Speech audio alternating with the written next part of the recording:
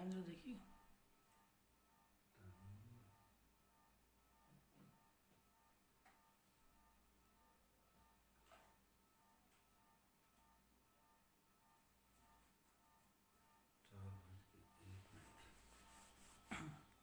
دو minute بس.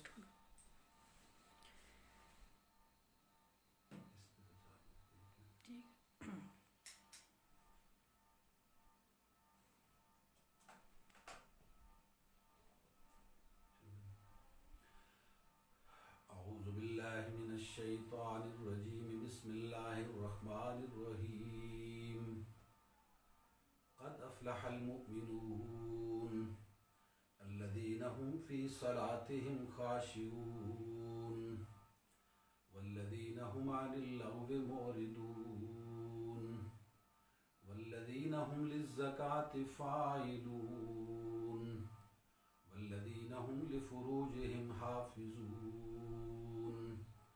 إلا على أزواجهم أو ما ملكت أيمانهم فإنهم غير ملومين فمن ابتغى وراء ذلك فأولئك هم العادون والذين هم لأماناتهم وعهدهم راعون والذين هم على صلواتهم يحافظون أولئك هم الوارثون الذين يرثون الفردوس هم فيها خالدون صدق اللہ مولانا العظیم. تعریف اس خدا کی جس نے اس کارخانہ قدرت کو وجود بخشا، جو میرا، آپ کا اور اس ساری کائنات کا خالق و مالک، رازق و مربی اور نگہبان ہے. سبحان اللہ و بحمدہ سبحان اللہ العظیم. اور لاکھوں کروڑوں درود و سلام اللہ کے آخری نبی حضرت محمد رسول اللہ صلی اللہ علیہ وسلم پر، تمام صحابہ کرام رضوان اللہ علیہم اجمعین، اور اللہ کے ان سارے نیک بندوں پر جن کی بے پناہ قربانیوں، ایثار اور لازوال جد و جہد کی بدولت اس کائنات میں حق کا بول بالا ہوا اور ہم سب کو زندگی گزارنے کا صحیح شعور اور سلیقہ نصیب ہوا. سنتے کانوں، دیکھتی آنکھوں، اور جہاں تک میری یہ آواز پہنچ رہی ہے، میری آپ سب سے گزارش ہے کہ ایک مرتبہ اپنے پیارے نبی صلی اللہ علیہ وسلم پر درود پاک بھیجیے.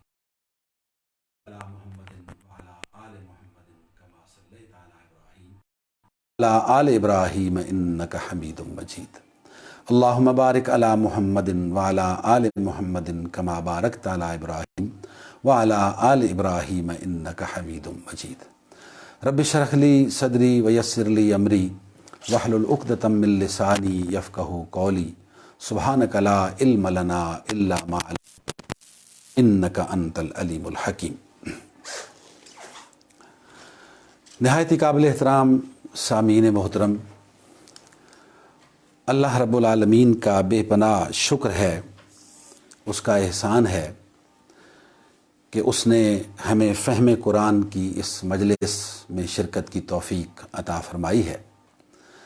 میں اپنی اس گفتگو میں سب سے پہلے تو اس مجلس کے منتظمین یعنی جماعت اسلامی راولپنڈی کا شکر گزار ہوں اور ان کے لیے اجر عظیم کی دعا کرتا ہوں کہ جنہوں نے فرصت کے ہمارے ان لمحات کو، کہ جب پوری دنیا کے اندر خوف و ہراس کا ایک عالم ہے اور ایک وائرس نے پوری دنیا کو اپنے شکنجے کے اندر جکڑا ہوا ہے، تو ہمارے ان لمحات کو مفید بنانے، ہمارے اس وقت کو اللہ رب العالمین کے ساتھ جڑ جانے، اس کو راضی کرنے، رجوع اللہ اور سب سے بڑھ کر فہم قرآن کے حوالے سے ہمارے ان لمحات کو گزارنے کا جو لوگ موجب بنے، جو لوگ ذریعہ بنے، اللہ رب العالمین ان کو اجر عظیم عطا فرمائے.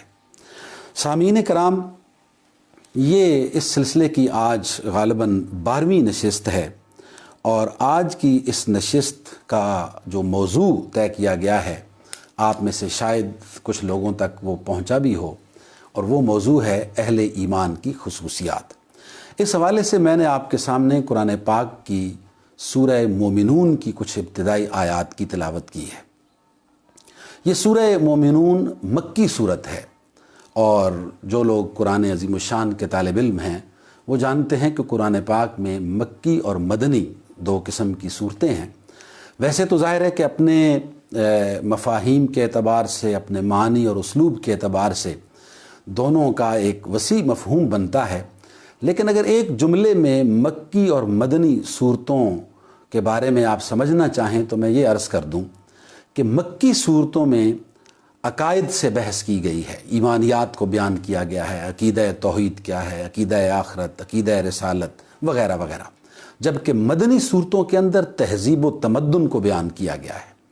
ظاہر ہے کہ مدینہ المنورہ کی صورت میں ایک چھوٹی سی اسلامی ریاست مارز وجود میں آ چکی تھی، تو چنانچہ اسلامی ریاست کے اندر رہن سہن کے اصول کیا ہوں گے، خود ریاست کو چلانے کے قوانین کیا ہوں گے، چنانچہ نکاح و طلاق سے لے کر اور میراث تک کے قوانین کو مدنی صورتوں کے اندر بیان کیا گیا ہے۔ تو یہ سورہ مومنون جو ہے یہ مکی صورت ہے، اور حضرت عمر ابن خطاب رضی اللہ تعالی عنہ کی ایک روایت یہاں پر میں بیان کرنا ضروری سمجھتا ہوں۔ وہ فرماتے ہیں کہ نبی اکرم صلی اللہ علیہ وسلم پر جب وحی نازل ہوتی تھی اور آپ پر جب قرآن نازل ہوتا تھا تو ارد گرد بیٹھے ہوئے لوگوں کو پتہ چل جاتا تھا، اور وہ ایسے کہ جیسے ایک مکھی کی بھن بھناہٹ کی آواز ہوتی ہے، اس طرح کی ایک بھن بھناہٹ جب ہمارے کانوں میں گونجتی تھی تو ہم سمجھ جاتے تھے کہ نبی اکرم صلی اللہ علیہ وسلم پر وحی کا نزول ہو رہا ہے۔ وہ فرماتے ہیں ایک مرتبہ ہم بیٹھے ہوئے تھے، آپ صلی اللہ علیہ وسلم کے دائیں بائیں اور ارد گرد بیٹھے تھے کہ ایسا ہی ہمیں محسوس ہوا، اور اسی اثناء میں حضور صلی اللہ علیہ وسلم چادر مبارک لے کر اوڑھ کے لیٹ گئے۔ تھوڑی دیر کے بعد جب آپ نے اپنے چہرہ اقدس سے اس چادر کو اٹھایا تو محمد کریم صلی اللہ علیہ وسلم کا چہرہ اقدس پسینے میں شرابور تھا، اور وہ پسینہ کس چیز کا تھا آپ سمجھ سکتے ہیں، میں سمجھ سکتا ہوں، وہ قرآن عظیم الشان کی ان آیات کا، وہ جو قرآن نے خود جس کے بارے میں فرمایا لو انزلنا ھذا القرآن علی جبل لرأیتہ خاشعا متصدعا من خشیۃ اللہ۔ لوگو، یہ قرآن جو تم نے اتنا ہلکا پھلکا لے لیا، جس کو تم نے سمجھ لیا ہے، اس قرآن کو اگر ہم پہاڑ کے اوپر نازل کرتے علی جبل لرأیتہ خاشعا متصدعا من خشیۃ اللہ، تم اس پہاڑ کو اللہ کے خوف سے کانپتا ہوا اور ریزہ ریزہ ہوتے ہوئے اپنی آنکھوں سے دیکھ لیتے۔ یہ وہ قرآن ہے جب محمد کریم کے قلب مبارک پہ اترتا، نازل ہوتا تو پسینہ آنا تو لازمی ہوتا۔ چنانچہ حضرت عمر فرماتے ہیں آپ نے وہ پسینہ صاف کیا، قبلہ رو ہو گئے آپ، اور آپ نے ایک طویل دعا فرمائی جو اسلام کی فتح اور باطل کی شکست کی دعا تھی۔ آپ دعا فرماتے جاتے اور ہم آمین کہتے جاتے تھے۔ جب دعا سے آپ فارغ ہوئے تو ہم سے کہنے لگے میرے ساتھیو، تمہیں معلوم ہے کہ اس وقت میرے اوپر کیا نازل ہوا ہے؟ ہم نے عرض کیا یا رسول اللہ، یا آپ جانتے ہیں یا آپ کا رب جانتا ہے۔ آپ نے فرمایا لوگوں، میرے اوپر اس وقت قرآن کا وہ حصہ نازل ہوا ہے کہ جس کو کوئی شخص پڑھ لے، پڑھنے کے بعد سمجھ لے، اور سمجھنے کے بعد عمل کی کوشش شروع کر دے تو وہ سیدھا جنت الفردوس میں جائے گا۔ اور اس کے بعد آپ صلی اللہ علیہ وسلم نے یہی سورہ مومنون کی ابتدائی 11 آیات کی تلاوت کی جو میں نے آپ کے سامنے اس وقت تلاوت کی ہے۔ اس لحاظ سے ان آیات کی اہمیت تو آپ کے سامنے آ ہی گئی۔ سامعین محترم، یہ آیات اس زمانے میں نازل ہوئیں کہ جب ابھی نبوت کا ابتدائی زمانہ تھا۔ حضور صلی اللہ علیہ وسلم نے کوہ صفا پہ چڑھ کے، آپ سب کو یاد ہوگا، اپنی دعوت کا، اپنی نبوت کا اعلان کر دیا اور فرمایا سارے حالات کو لوگو قولوا لا الہ الا اللہ تفلحوا، کہہ دو اللہ کے سوا کوئی عبادت کے لائق نہیں ہے تو تم کامیاب ہو جاؤ گے۔ اب جب یہ دعوت کا اعلان ہونا ہی تھا تو وہ جو سارے اپنے ہی سامنے کھڑے تھے، اپنے ہی لوگ تھے جو صادق اور امین بھی مانتے تھے اور بڑی محبت بھی کرتے تھے، وہ سارے مخالف بن گئے اور مخالفت کا ایک زمانہ شروع ہو گیا۔ اور پھر آگے چلتے چلتے یہ مخالفت جب دشمنی میں تبدیل ہو گئی اور حضور صلی اللہ علیہ وسلم کے خلاف پورا مکہ جو ہے وہ یک زباں ہو کر چلنے لگا، تو یہ سرگوشیاں اور یہ چہمگوئیاں ہر طرف شروع ہو گئیں کہ یہ محمد ابن عبداللہ صلی اللہ علیہ وسلم عجیب طرح کی بات کرتے ہیں کہ لوگوں، اگر کامیاب انسانوں کو دیکھنا ہے، اگر فوز و فلاح جن لوگوں کا مقدر ہے ان کو اگر تم نے دیکھنا ہو تو آؤ میں محمد کو دیکھ لو، یا میرے ساتھ چلنے والے یہ چند جو گنتی کے چند لوگ ہیں ان کو دیکھ لو۔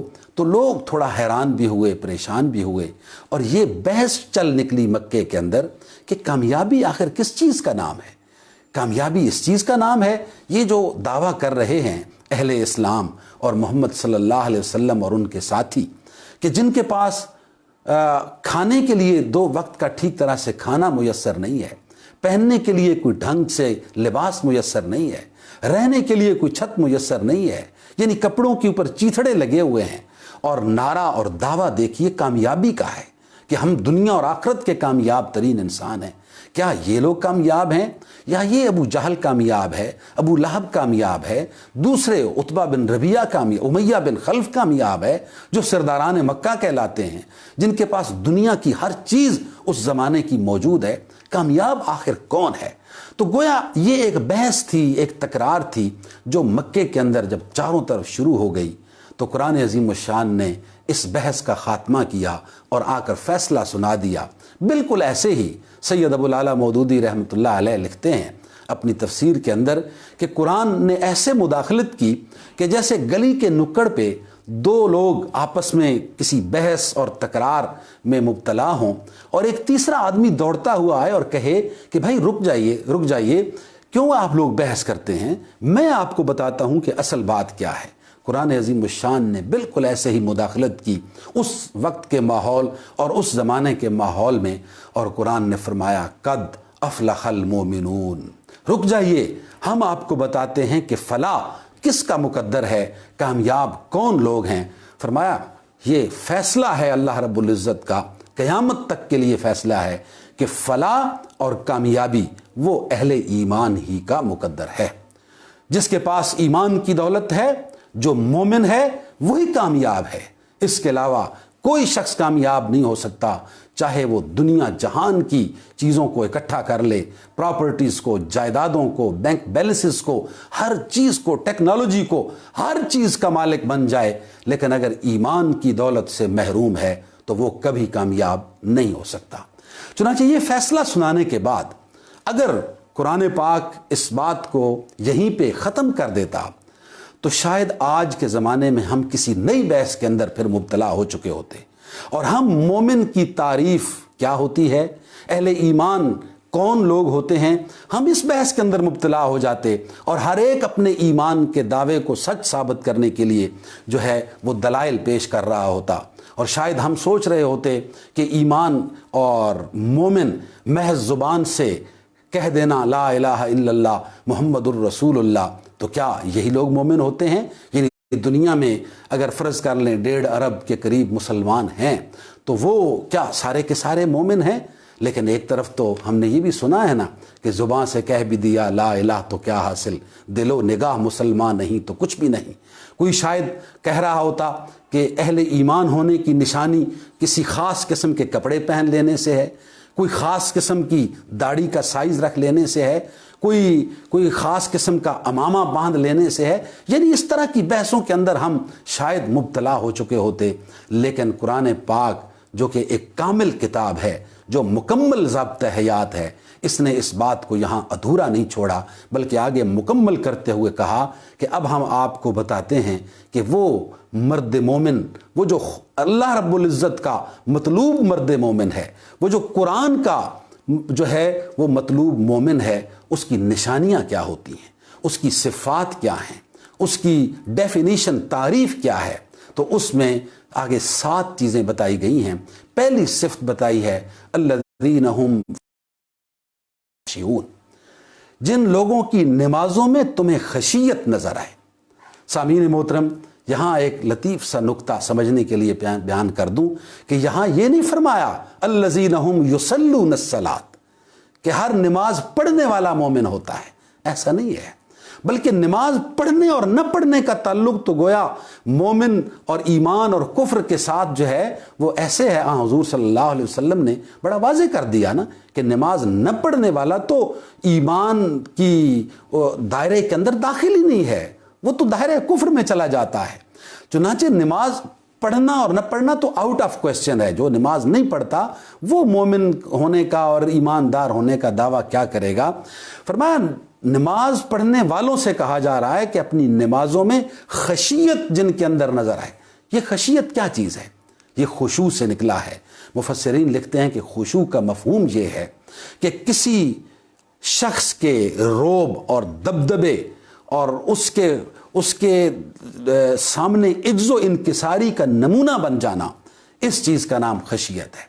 اور اللہ رب العزت یہ چاہتے ہیں کہ جب میرا مومن بندہ میرے سامنے نماز کے لیے کھڑا ہو تو وہ دنیا و ما فیہا سے بالکل کٹ کے یکسو ہو کے میرے سامنے آ جائے, بالکل اس طرح کہ جیسے میرے ساتھ ملاقات کے لیے آ جائے.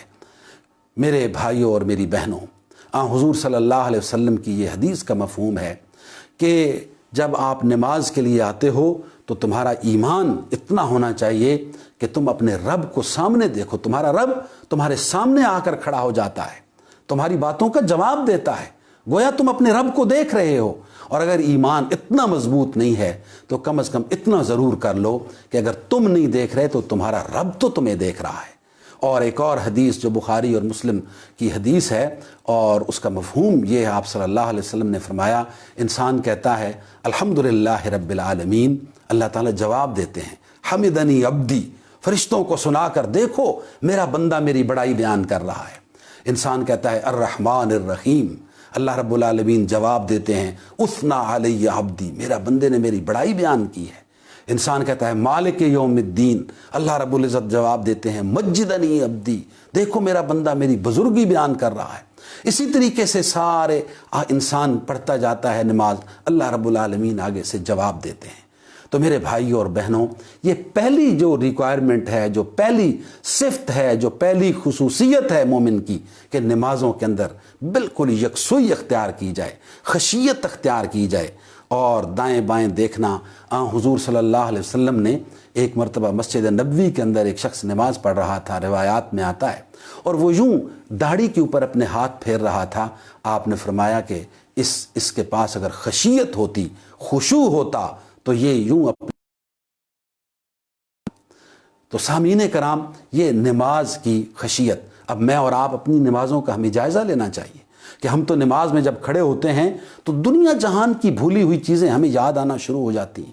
یعنی ہم اپنے داڑھی کے اوپر جو ہے وہ اپنے ہاتھوں سے کنگھی بھی کر رہے ہوتے ہیں, کبھی ہم اپنے کپڑوں کی سلوٹوں کو درست کر رہے ہوتے ہیں, کبھی اپنے اوپر باندھے ہوئے رومال یا ٹوپی کو ٹھیک کر رہے ہوتے ہیں, اور بھولی ہوئی باتوں اپنے ذہن میں. اس کی وجہ یہ ہے کہ ہمیں نماز کا مفہوم نہیں پتہ ہوتا, نماز کا ترجمہ ہمیں یاد کرنا چاہیے, اور جب نماز کا مفہوم آئے گا تو پھر خشیت بھی آ جائے گی. یہ پہلی صفت ہے.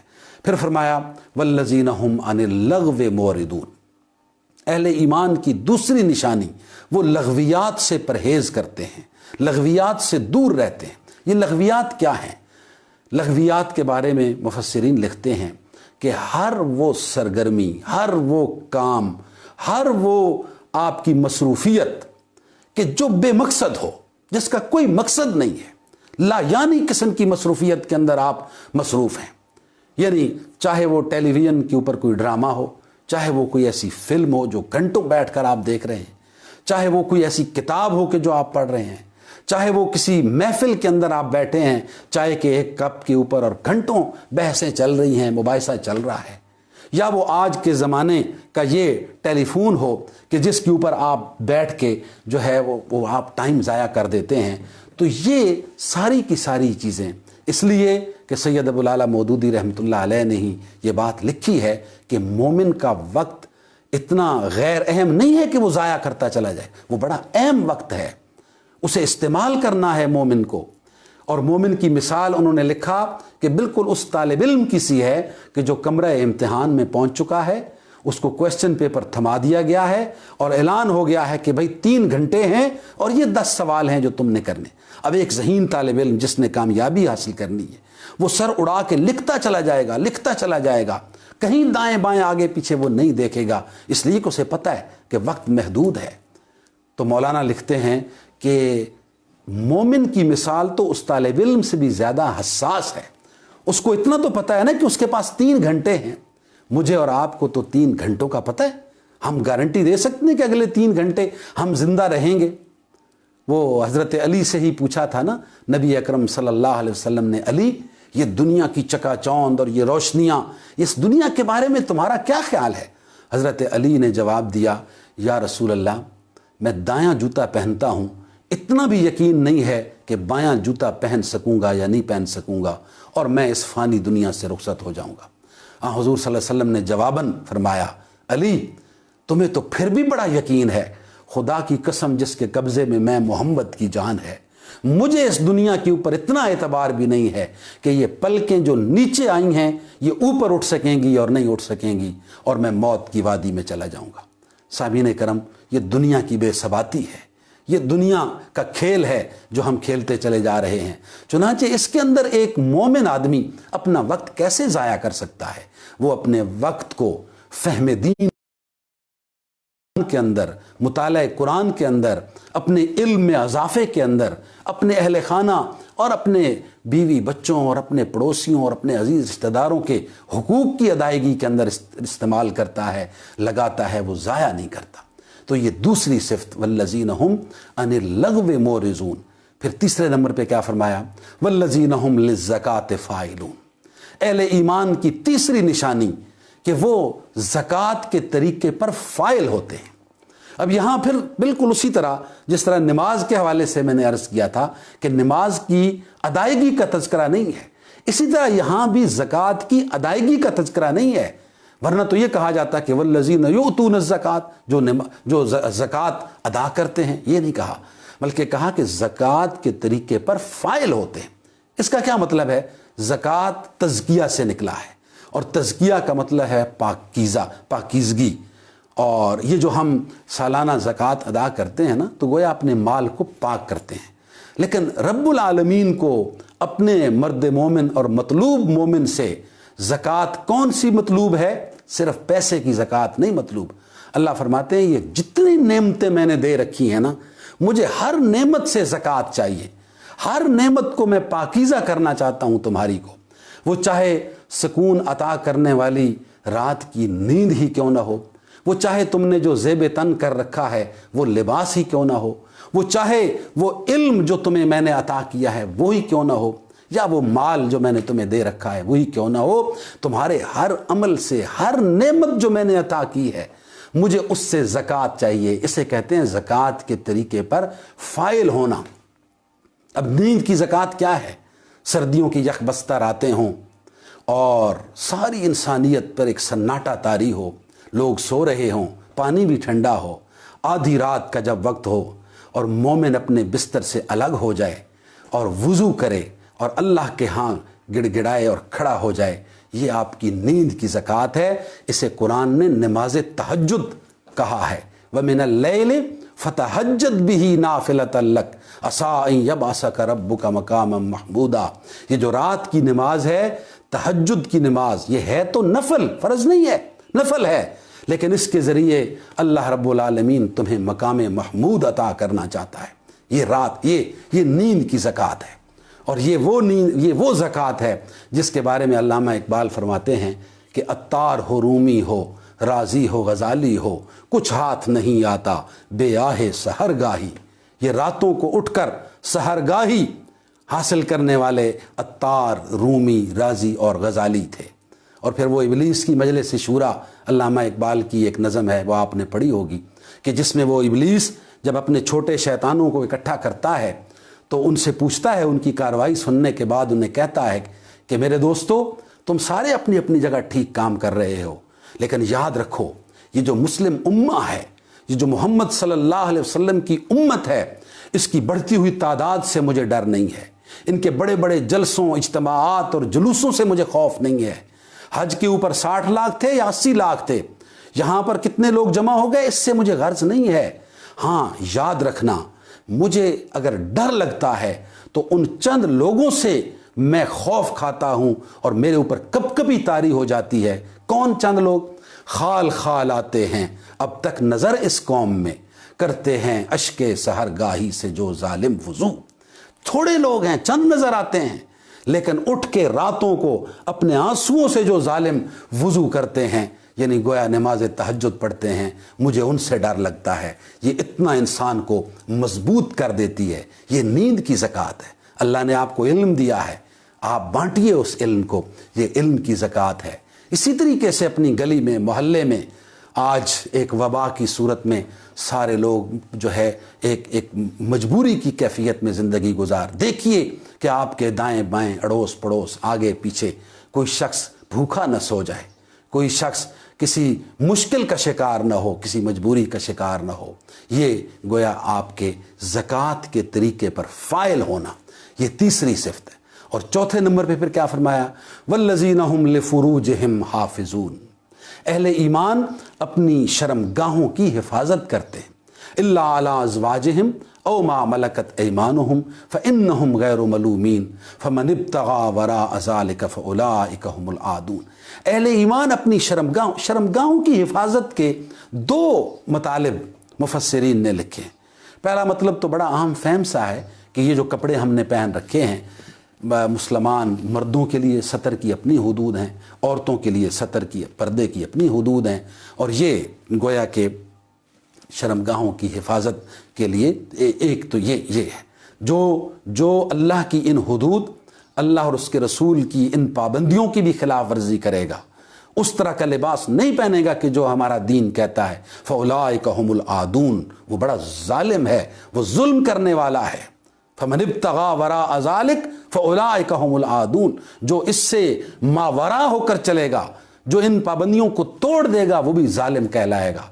लेकिन इससे ज़्यादा जो अहम दूसरी इसका मफहूम मुफस्सिरीन ने लिखा है, वो क्या है कि अहले ईमान जो होते हैं वो सिर्फ अपनी ही इज़्ज़त व अस्मत और इफ़्फ़त के मुहाफ़िज़ नहीं होते, बल्कि वो दुनिया भर में बैठे हुए मुसलमान जो है वो माओं, बहनों, बेटियों की इज़्ज़तों और अस्मतों के भी मुहाफ़िज़ होते हैं। वो देखते हैं अब कि उनके दाएं बाएं क्या हो रहा है।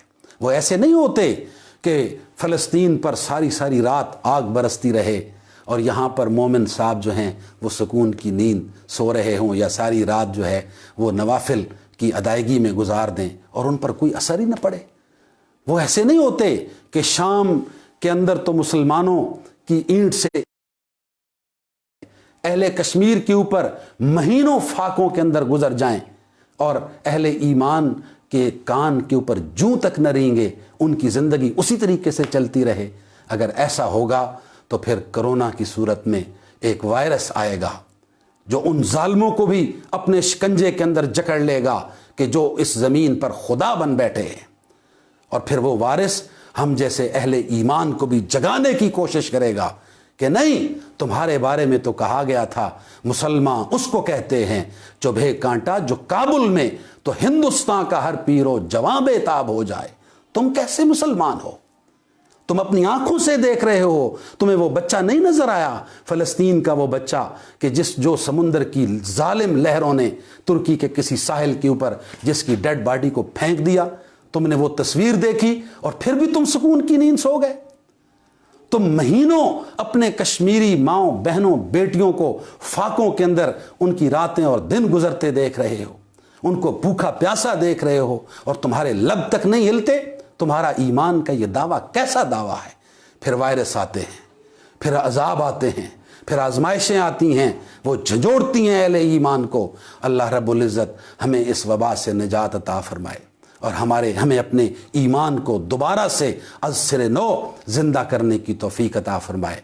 गोया अहले ईमान नज़र रखते हैं, वो एक जसद वाहिद हैं, एक जिस्म की सूरत में। हदीस के मफहूम की रोशनी में एक जिस्म है कि जिस्म के एक हिस्से के ऊपर अगर कांटा चुभ जाए तो वो पूरा जिस्म दर्द के मारे लर्ज उठता है। तो अहले ईमान दाएं बाएं नज़र रखते हैं।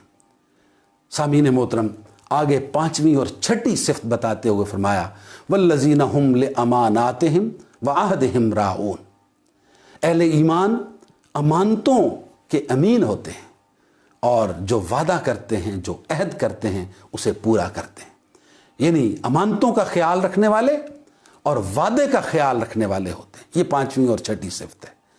اب امانتوں کے بارے میں آپ صلی اللہ علیہ وسلم نے فرمایا لا ایمان لمن لا امانت لا ولا دین لمن لا عہد لا، اس شخص کا ایمان مکمل نہیں ہے، امانت کا خیال نہیں کر سکتا، اور اس شخص کا دین نامکمل ہے جو بات تو کرتا ہے، وعدہ کرتا ہے لیکن اسے پورا نہیں کرتا، جھوٹ بول دیتا ہے۔ اور ایک اور جگہ فرمایا من خان ہانا، جس نے خیانت کی وہ ذلیل ہوا، وہ تباہ ہوا۔ یہ امانت کیا ہے؟ بظاہر تو کوئی چیز کسی کے پاس رکھی جائے، یہ بھی ایک امانت ہے۔ اچھا، کوئی بات آپ سے کہے ایک رازداری کی صورت میں اور ساتھ یہ کہے کہ یار تمہیں اس لیے بتا رہا ہوں کہ تم میرے بہت قریبی دوست ہو، اس بات کو خدا کے لیے آگے کہیں نہ کرنا۔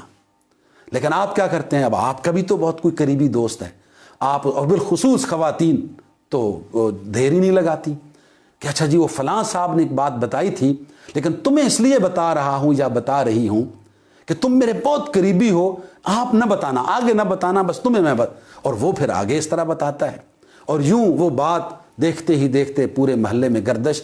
یہ بھی امانت کے اندر خیانت ہے۔ اور ایک امانت کیا ہے؟ قرآن عظیم الشان، یہ بھی ہمارے پاس امانت ہے۔ اور سامعین کرام، یہ وہ امانت ہے جس کے بارے میں خود قرآن کے اندر اللہ رب العزت فرماتے ہیں انا عرضنا الامانۃ علی السماوات والارض والجبال فابین ان یحملنها واشفقن منها وحملها الانسان۔ یہ وہ امانت ہے لوگو جس کے امین تم ہو، یہ وہ امانت ہے کہ جو میں نے زمین، آسمان، پہاڑوں اور بڑی بڑی مخلوقات کے اوپر اگر ان کو دینا چاہی تو انہوں نے انکار کر دیا اس کو اٹھانے سے۔ یہ امانت ہے جسے میں اور آپ لے کر اور بہت ہلکا سمجھ کر بھلا بیٹھے ہیں۔ یہ وہ امانت ہے، ہم اس کا کتنا حق ادا کر رہے ہیں؟ اس قرآن سے جو ضابطۂ حیات ہے، جو کمپلیٹ کوڈ آف لائف ہے، جس سے پوچھ پوچھ کر ایک ایک قدم رکھنا ہے، میں اور آپ اس قرآن کے ساتھ ہمارا کیا تعلق ہے؟ ہم اس کے کتنے حقوق ادا کر رہے ہیں؟ یہ ہر ایک کے پوچھنے والا سوال ہے، اپنے آپ سے پوچھنے والا سوال ہے۔ کل قیامت کے دن یہ قرآن ہوگا اور ہم ہوں گے، کہیں ایسا نہ ہو کہ اس کے ہاتھ ہوں اور ہمارا گریبان ہو کہ یا اللہ پوچھئے محمد کی اس امت سے، پوچھئے صلی اللہ علیہ وسلم جو قرآن کے امین تو تھے، حاملین قرآن تو کہلاتے تھے، لیکن ان کی آنکھوں کے سامنے قرآن کی بے حرمتیاں ہوتی تھیں، ان کی موجودگی میں قرآن کے اوراق کو نعوذ باللہ ٹائلٹ کے اندر جو ہے وہ بہا دیا جاتا تھا، قرآن کی بے حرمتی ہوتی تھی، قرآن کے قوانین کی دھجیاں اڑائی جاتی تھیں، قوانین ان کی اسمبلیوں میں پاس ہوتے تھے، لیکن یہ چپ چاپ بیٹھے رہتے تھے، ان کی زبانیں نہیں ہلتی تھیں۔ اس بات کا جواب بھی ہمیں سوچنا ہے اپنے رب کے ہاں۔ تو یہ امانتوں کا خیال۔ اسی طرح دوسری بات، جو وعدہ کرتے ہیں وہ پورا کرتے ہیں۔ لا دین لمن لا عہد لا، ہم دن میں کئی مرتبہ وعدہ کرتے ہیں ایاک نعبد و ایاک نستعین، اے اللہ تیری ہی عبادت کریں گے، تجھ ہی سے مدد مانگیں گے۔ اور پھر ہم مدد مانگنے کے لیے کن کن جگہوں کے اوپر دھکے کھا رہے ہوتے ہیں۔ ہم مسجد سے نکلتے ہیں تو نہ جانے کن کن چیزوں کو اپنا خدا بنا لیتے ہیں۔ تو یہ پانچویں اور چھٹی صفت بیان کرنے کے بعد ساتویں اور آخری صفت پھر نماز کے بارے میں ہے۔ والذین هم علی صلواتہم یحافظون، اہل ایمان نمازوں کی حفاظت کرتے ہیں۔ یہاں پھر نماز پڑھنے کا ذکر نہیں ہے، نماز پڑھنے کا تذکرہ نہیں ہے، بلکہ یہاں فرمایا نمازوں کی حفاظت کر۔ پہلی صفت بھی نماز، آخری صفت بھی نماز۔ یہاں سے آپ نماز کی اہمیت کا اندازہ تو لگا لیں کہ اہل ایمان کے لیے، اہل اسلام کے لیے نماز کا کیا مرتبہ، کیا درجہ ہے۔ شروع بھی نماز سے ہوا اور اختتام بھی یہاں فرمایا نمازوں کی حفاظت کر۔ اب نمازوں کی حفاظت کیا ہے؟ یعنی نماز کو پورے خشوع و خضوع کے ساتھ، آداب و شرائط کے ساتھ پڑھنے کے ساتھ ساتھ مفسرین لکھتے ہیں کہ نماز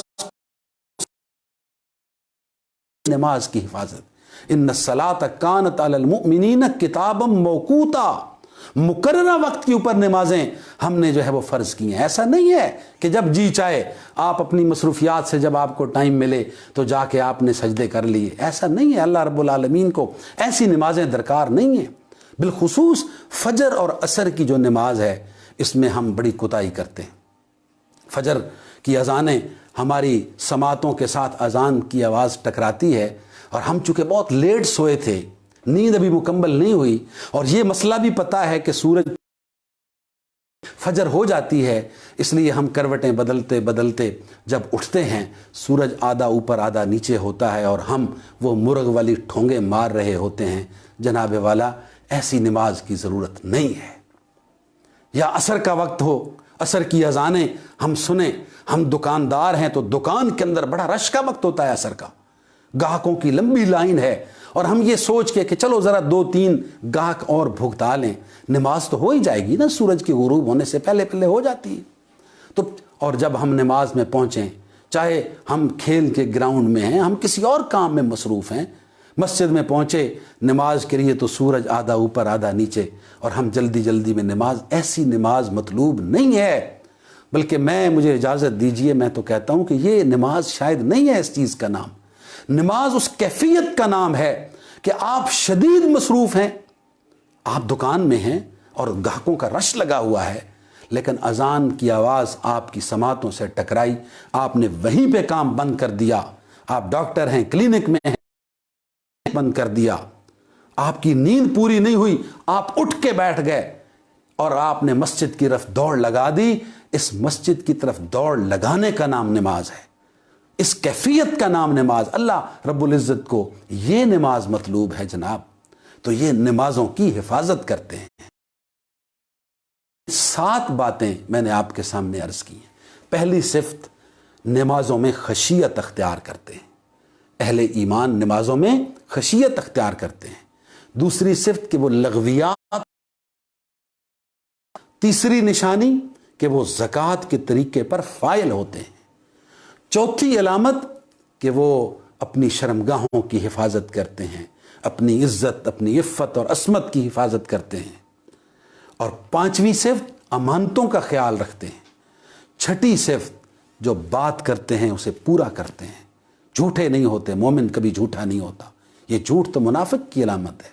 वादा करते हैं तो पूरा करते हैं। और 7वीं और आखिरी सिफ्त, फिर नमाजों की हिफाजत करते हैं।